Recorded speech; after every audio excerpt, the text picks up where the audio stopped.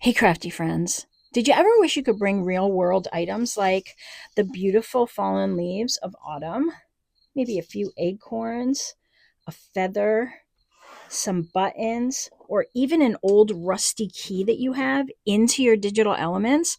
Well, if that's something you're looking to do, then this is the video for you. Stay tuned. I'm going to show you how to bring these real world elements into your digital designs using Canva. Let's get making.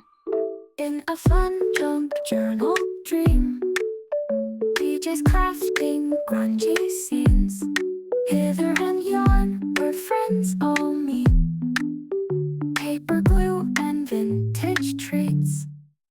All right, crafty friends, let's get into it. We're in the digital studio today because I was recently outside. It's starting to change here in New York. The leaves are starting to change and they're starting to fall, and they're beautiful when they first fall because they have all the colors of their early stage of dying. And so every year I take some of those beautiful leaves and I bring them inside and I wax them. It's something I learned in grade school and I do it to this day. I just put them between some wax paper. I take an iron, I iron them. It preserves them, it flattens them, and I can use them in my indoor decor. So it's something that I do every year, and I thought, wow, it would be really cool if I could digitize these and get them to my lovely community so that they could use them for free. And then I thought, well, why not do one better and show them how to do this themselves, and also show them how they can do anything else that they want to digitize and bring into their digital creations. So that's what we're going to do today. It's actually easier than you think. So don't get distracted if you are not tech savvy or you feel like you don't know Canva very well. The steps I'm going to show you are very easy, and it's definitely something you can do. One caveat, and that is that you need the Canva Pro, but hold on. You need a Canva Pro account, but if you are new to Canva, they give you a 30-day free trial. So you can try this out without purchasing the Pro account initially. And then if you like it, this feature is a Pro feature, you can continue with their monthly, or you can get an annual plan for the Pro. But you can try it for 30 days. You can try it and see if you like it, and it's 100% free to try their Pro for 30 days, as long as you haven't had a Pro account before under the account that you use for Canva. So that's the one rule. All right, so let's chit chat and let's get into it. I'm going to just throw up a few images here quick of my process. I'm going to have a blog post on this also if you want to go look at the pictures a little longer. But basically, I just got out my iron. I have an ironing pad that goes with my Cricut heat press that I'm using here, but you could use a regular ironing board or a ironing, sheet, whatever you use if you iron. A couple of towels. You want to be careful of any surface that you're ironing on, right? So I have that. And then I have some paper towels that I put above and below my wax paper, which is the other thing that I have. So I just have regular wax paper you can buy at the store. And I just fold it in half. I put my leaves in between the two pieces of wax paper, and then I put paper towels above it and below it, just so that the wax isn't seeping into my iron or into my ironing pad. So that's the reason for the paper towel. It absorbs some of that extra wax. And then I just iron them. I iron them on my highest setting for about 10 seconds in each section. You can see when, this works for you. And then you'll start to see the wax absorbing into the leaf. And then it's ready. And then the whole reason I do this is to preserve them for a little while, but also to flatten them, because we need the objects to be somewhat flat in order to do this process. So that was another reason why I flatten the leaves. And here are the leaves that are done. And now we're going to get into doing what we need to do in Canva. Okay, so the next step in this process is, I'm in the Canva ecosystem here. I've opened up a new design. This one is 11 by 8.5 because I'm actually working in one of my templates. You don't need to buy the template to do this. So don't worry, I'm not trying to sell you anything. It's just a little easier for me to get to where I want to be by using my template. But you don't need the template, and nothing we're going to do initially has anything to do with the template. I'm just going to use that to demonstrate how you can overlay your digital items onto some of the designs. Okay, so I opened up a blank canvas in here, a blank design. So you just go to Canva and you do create, and then you can go down to custom size and pick height and width and change this to inches or centimeters or whatever you want. And then create new design, okay? And then you'll be in a new design in that size. It'll have a white background. And the next thing you're going to need to do is you're going to need to photograph with your smartphone the items that you want to bring in. And I'm going to give you a couple of tips. Just because if you're new to using your phone's camera, some of this stuff might be a little foreign to you. Learn your phone's camera. This process will be a lot easier. But basically, you're just going to take whatever it is you want to bring in and put it on a piece of white cardstock or white copy paper or any white background. And the white just helps Canva remove the background a little easier. So you want to take the photo and snap a picture of it. Now, there are other ways to remove the background. If you have an iPhone, they have new features that you can use to remove the background. But I'm going to assume that you guys just have your standard your standard smartphone, and that's what we're going to work with today. So snap a picture of the item on a white background, and here are some images that I took pictures of. It's just the leaves on a white background of cardstock. And I did this outside on a semi-cloudy day. You can also do this in the shade. I do like the cloudy days because the sun is overhead and the clouds are covering that harsh shadowing. So if you can get a cloudy day, you can do this in the shade, obviously, but if it's cloudy, you're getting more brightness. But you can try it in the shade. Basically, what it does when you're outside is you're getting the light from all directions, rather than if you have it under a lamp or something or under a window, you're going to get more shadowing. So I'm trying to avoid as much shadowing as possible. So I recommend outside on a cloudy day where the sun is not harsh, or trying it in the shade and just snapping your pictures above.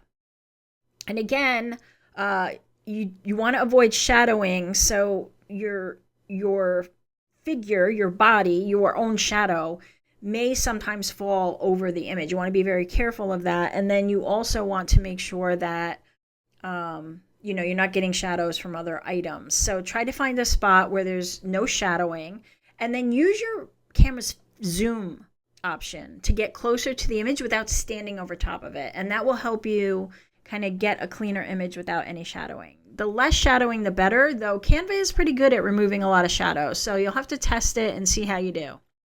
Next, open your photos in your camera's editing software. So you just go to your photos, and then usually in most smartphones, you have some way to edit or filter or crop your photos. And you want to turn up the exposure so that your image background gets very, very white, and there's a lot of contrast between the image and your background. Now, again, Canva is pretty good at removing backgrounds. So even if all you have is like a photo of your leaf on a tabletop, try it, because Canva is very good at removing backgrounds, and during this process, it may very well be able to do that. So if you just want to try it that way, you don't want to fiddle with your editing software on your phone, then just snap the picture.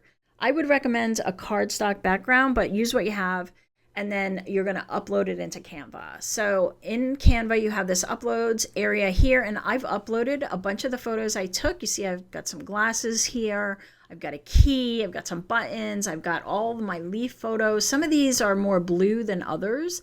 It's just the tonality of the photo. So I wanted to show you just a variety of different things. All right, you have them uploaded, and the way that you do that is you just go to uploads and upload files, and then upload the files from your phone or upload the files from your desktop, which means that you then have to offload the photos from your phone. You can look this up on Google. Okay, you can look up how to get your photos off your phone and onto your desktop or your laptop or your iPad or whatever your tablet that you're using. Just go Google it. This is very easy stuff. I have an iPhone, so I can just send them to my desktop. But you may have a different method if you have a different type of phone. So just learn how to do this method because it's worth it. Once you learn it, you'll just have it, and then you can just do this automatically. All right, so we're assuming they're on your device. You're going to upload them using the upload files. You click it, you find the photo, you upload it. All right, now you have it here. You're going to click on it, and it's going to drop it on your background. And then you're just going to click this background remover, and then the magic happens. It removed that whole background, and we know that it did that because if I change this background here, let's just change it to something like black, you can see now that blue is gone. And if I come down here, let's just make another page. I'll take this out and I'll pick another one here. You see how there's blue there? When I hit the background remover, it takes that out completely. And now what you have is an element with a transparent background. How cool is that? Now, there are other ways to remove backgrounds. There's other software out there. There's very few that are free these days, or they're free with low resolution limitations on things like that. So Canva is the one that I found that does the highest resolution for the most reasonable price. And again, you can use the 30-day free trial to do this. Canva is not paying for this video. This is not a promoted video by Canva whatsoever. I just love their product and I love showing you guys how to use it. All right. So you have your products digitized and you can do this with anything. So I'm going to add another couple of pages here. Let me get rid of those and we'll just duplicate the page. And I'm just using this little duplicate page up here. And then to remove the items, I'm clicking on them and hitting the delete on my keyboard. Okay, that's how I'm removing them from here. But let's take these glasses, all right, and we'll hit the background remover and we'll see what Canva does. Just that I have a black background. So if I change my background now to like this, look how cool that looks. And we can do a couple of things now that that background is removed. We can kind of spin it here. This little circle will spin your item. You can pull on these little dots in the corners and on the edges to resize your image and crop it. So you have stuff like that. We could take it and put it in a scene and do something like that. So a lot of stuff you can do here. What I'm going to do is I actually have, this is my complete junk journal kit for Canva. I'm actually going to use it in here to kind of show you guys how you can actually use this, say, in a digital of some type. So the first thing I'm going to do is take this background and I'm going to change it. I'm going to go up here to elements. And if you've watched any of my previous videos, you've seen me do this. I have an entire video just on this junk journal kit that you can go watch on YouTube. It's under my Canva for Crafters list and see how to do this both with my templates and without. So there's 2 videos, so you can go over there and check that out. You'll see how I do this in a more in-depth way, but I'm going to just show you quick kind of how to put a background and how to fill in these frames, and then we'll add our elements that we brought in from the real world so you can see how they actually work. All right, so on this background, I'm just going to look for old paper. And if you're trialing the Pro version or you have the Pro version, all the Pro features are available, including all of the elements that have this little crown, which are Pro items. Okay, so you'll be able to use all of them. I'm just going to use this one, and I'm going to throw it in the back here and open it up really big, and then I'm going to use the position tool to move it to the back. Okay, okay, there it is. It's in the back now, and I did that through clicking on it, hitting position up here in the bar, and then arranging it to the back. But I also had another rectangle on there, so I had to remove that, and all I did was click that rectangle. We have one down here too. I just clicked it and hit the delete key on my keyboard. All right, we're back here. These are the frames that let you kind of create a background on your journal page. So we can pick another paper of a different style. I'm going to go with this one and drop it in that frame. And you can see it filled the frame. Sometimes it doesn't. And if it doesn't, Let's pick a different one and I'll see if I can get you an example.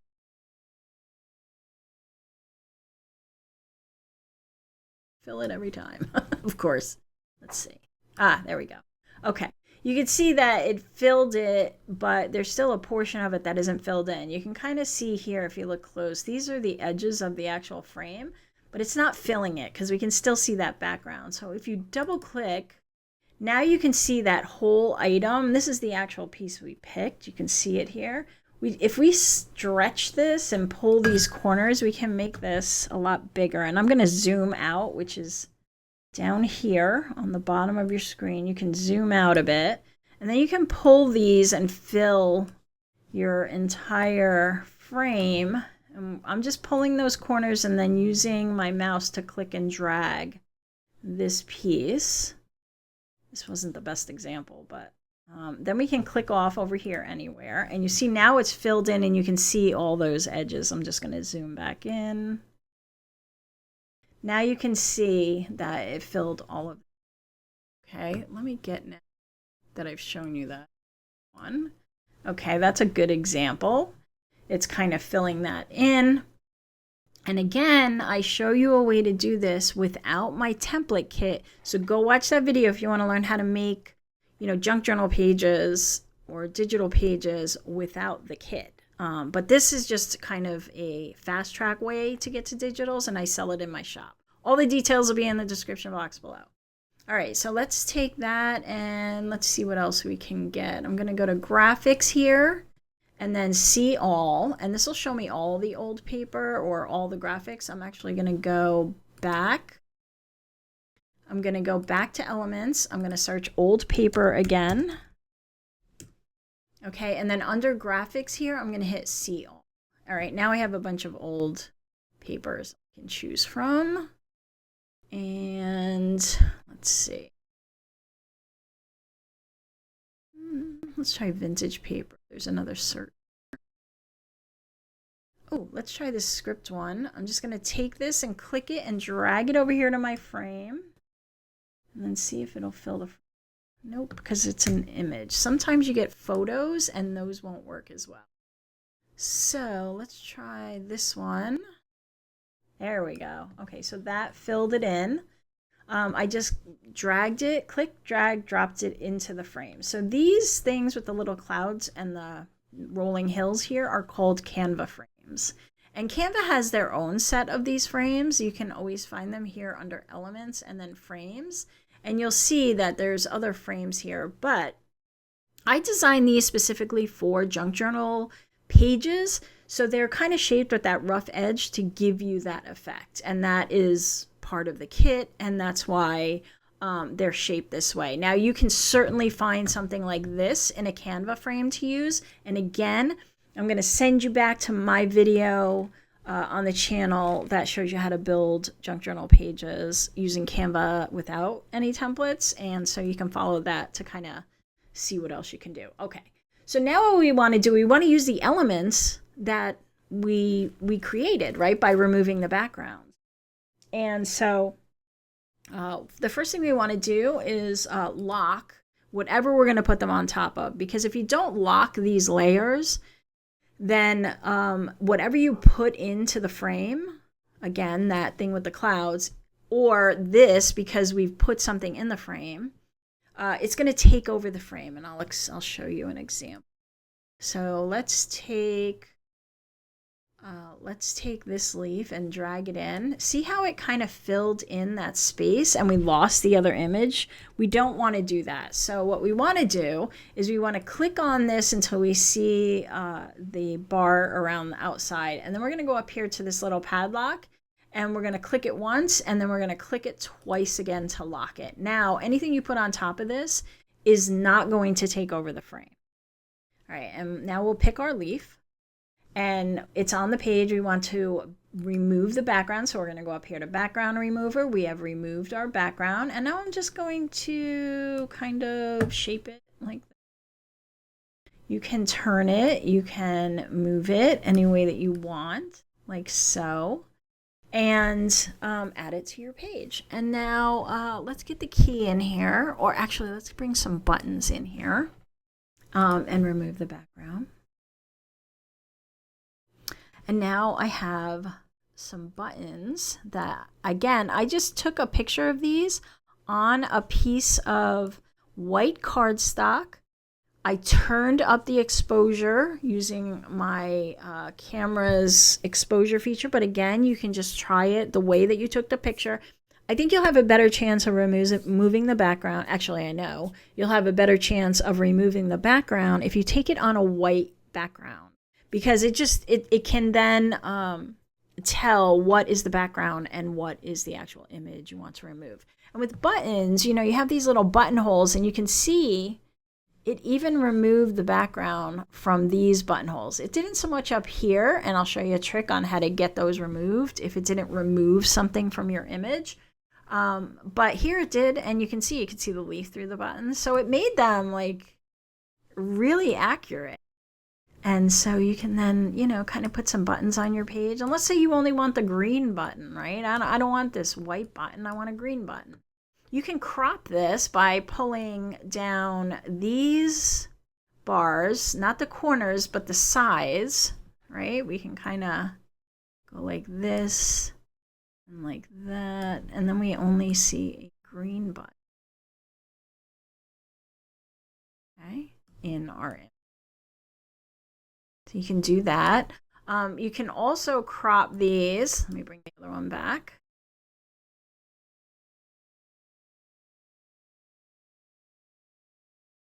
You can also crop these with this little crop button. So you can click crop once you have it selected, and then you can freeform crop these this way. But I like to do it as I'm working, so that's why and then when you're done, you just hit that and it has cropped it. So 2 ways to crop. Okay, let's bring this key in. This is a key, just like a key I found in my backyard. It was in the dirt. It didn't take the best photo, but it's really rusted, and it actually is this black. But I'm going to remove the background here, and it's hard to see, but up here you can see that little portion of the string that is still left on the key, and I don't want to see that. It looks weird. It kind of took away some of it, but not all of it. So the way that you fix that is once you have this selected and you hit background remove, you're going to go back up and click it again. Okay, and that's going to open the fine tuning area here so that you can erase portions of this that were maybe left behind. So there may be some artifacts of the original image you don't want to see. So you want to make sure this is on erase over here with the little beach ball with the minus sign. And you can adjust your brush size, which is this little circle that you see on the screen. You can make it bigger or smaller, depending on how fine-tuned you need to be. And then you just hover over and click, and it'll remove those little artifacts. Now, if you're trying to do an edge, you can click and drag and kind of see how it's clearing that edge. So I can make it a little thinner if I wanted to. I can come down here and take out that little bit of center. If this were the button, I can make my brush really small and then take out those little centers of the button. Okay, so you can remove portions of the image to remove and fine tune your background. All right, I'm going to reset this. Okay, so everything reset to the original image. All right, I'm going to do the background remover again. I'm going to hit background remover. I'm going to bring my brush size up, and I am going to just erase these little hairs. And then I'm going to make my brush a little smaller. I'm going to remove this little edge here. Okay. And then I'm just going to hit the X. Now it's going to keep my changes so you don't see those hairs anymore. And I'm going to hit this edit. And now I'm going to see if I can get some other coloring in here. It's hard when you have a black image. This works better with some of the other ones. So I'll show you this on the leaf as well. You have some filters here. And we're going to click on See All. So again, I went up to Edit. And that brought up my filters. And I clicked on Filters. And now I have some different filters for the image. I found that latte kind of brought out some of that highlighting in this key, so I'm going to click on that, And we could try different ones like sangri and sandy and bronze. And you can see how it's slightly changing this. This is going to make it different colors of, you know, filter throughout. There's also black and white ones in here, so you can kind of play with these and see what you like. So that's that. I'm going to move that out of the way. We're going to click on this leaf here. I'm still in filters. All right, this will give us a better representation of how the filters work. But if I go down here to Nordic, watch the leaf on the screen over here in the center. See how it's changing the color of that leaf? And you can change the intensity of any filter you use, so you can kind of bring it down a little if you don't want it that intense. You can also make these black and white, so I can go to Noir, Ink, Slate, and change them. There's some color pop ones which are really funky, and you can play with those as well. There's a lot of different filters in here. So if you're, let's say your leaf isn't that bright, maybe you want to bring in some more color. You want to bring in more yellow, maybe not that much yellow. Maybe you want to kind of go here with this one. So play with the filters and you can get different looks. Same thing with the button. We can bring it up here. We can change it maybe to like a brownish button or a dark green button. Maybe we like this better. I think there's some vintage ones down here, so we can try this antique filter, fade. And again, you can kind of play with the slider to get a level of intensity that you want. Okay, so I hope you guys are seeing the possibility here. If you are, go ahead and click down in the description box and let me know if you're excited to use this. And also, let me know what questions came up for you, because I'll be more than happy to answer them. If you're kind of lost here, I have some other Canva videos over on my YouTube channel. You can go to the Canva for Crafters playlist and see everything I have over there. But this is going to allow you to bring in these real world items into your makes. I even did one of these journal plates, and I'm going to background remove. And then I can shrink this and I can put this on the page, and then I can come over here to text. Okay. And I'm going to just like add a subheading or a heading. So now I have some text on the page. We're just going to write journal to keep it easy. All right. And I can resize this and I can put it in the box. How fun is that? And you can change the font in Canva too. Once you're clicked on a font element here, you can come up here to where the font choices are. So that right now this font is Canva Sans. We can change it to something else. I have this font I imported. We can use that and maybe not make it all caps.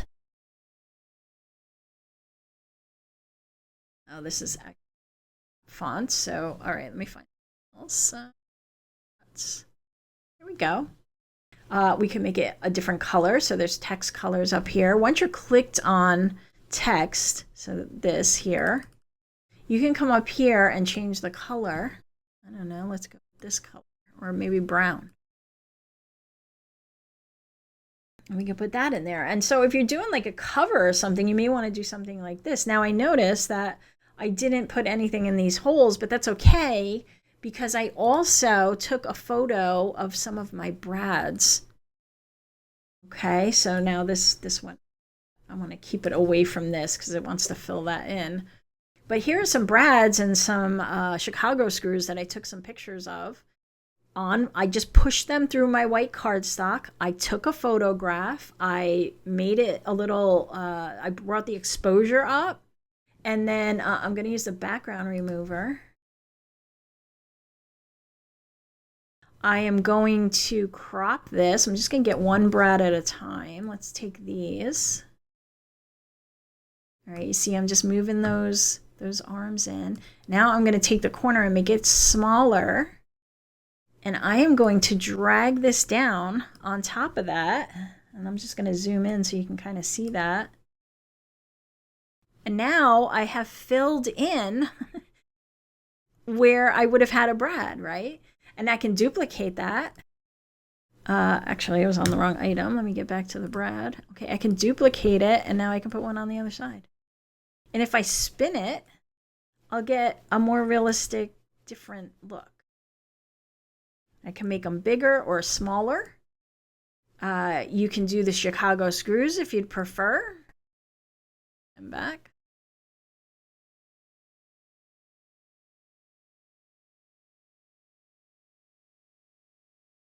Here's my Chicago screw. I'm going to grab that one instead.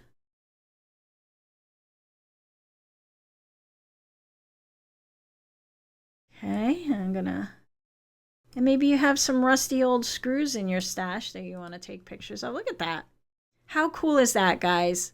Think of all the possibilities. Here's one that is one of my favorites, and I bet you'll love it. You can use your stamps. Here's a stamp I took. Just stamped black ink on a white paper. I can use my background remover. It's going to remove that white background, and all I'll be left with is the stamp. Okay, there's some spots of white in here, but we can change that with our edit button. Let's go see if we can get a filter. Maybe this latte. Now I've made my stamp a little brown. This one is going to make it a little red. I don't know if it really worked that well. Let's see what else is here. Green, tundra. It's hard to see, but it is changing the color slightly. And so you can play, and we can duplicate it. This duplicate button, I duplicated it, and now I can just make another one in a different size. Think of all the possibilities, guys. Here's one last one that I think you will absolutely love. For all the sewers out there, go grab your sewing machine, sew some stitches onto some white cardstock, bring it in here, background remover. Now we have some stitching, and it looks like actual faux stitching on your page. And you can, again, you can crop this so that you only have, let's say we just want this little zigzag stitch here.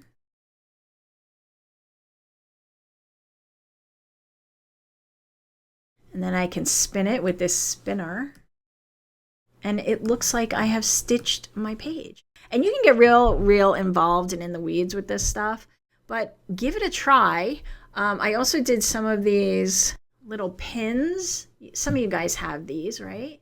We're going to remove the background. I'm going to take one of these, and then I'm going to make it look like it's actually stuck in the page. So again, I'm just grabbing these handles to kind of just grab one of these. All right, and I'm going to make it a little smaller, like this.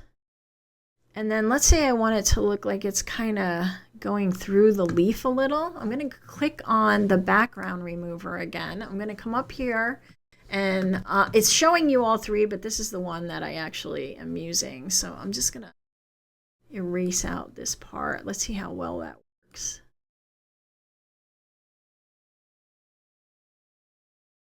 Look at that. And you can come in here and add some shadowing. There's some, let's see, I think it's under elements. You can do shadow.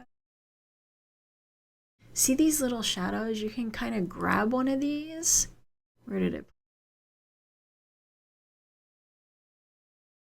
Oh, there it is. So here's my shadow. It's really huge right now. But I can kind of grab this.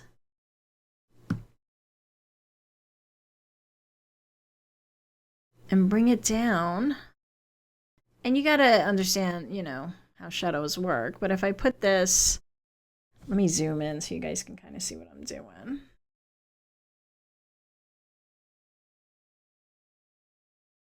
If I take this, now in some cases it wants to snap, but the more you zoom in, the less snapping you get. You can also hold your command or control button while you're moving stuff around to avoid the snap. Okay, so I have a little shadow there. I can make it even a little smaller. Like so. Look how realistic that looks. And if I want to add one to the other side, I can just duplicate it and we'll spin it, right? Because the shadow is probably going to be on the other side of the pin. and drag it over there. And now you have something that very much looks like it is 3D on your element. So how fun is that? Okay, guys, if you love this video, share it in all your groups. Share it to your friends, your crafty friends. Share it to your church members. Share it to the guy at the grocery store. No, I'm just kidding. But hey, look, if this information is useful for you, please give me a thumbs up. And please consider subscribing because I have more Canva videos coming for you guys. And there's other people out there that would love to know how to do this. So give me a like, give me a subscribe. Don't forget to hit those bell notifications so you know when I post a new Canva video. And I'll see you all in the next one. Have fun with this, and I'll see you soon. Bye!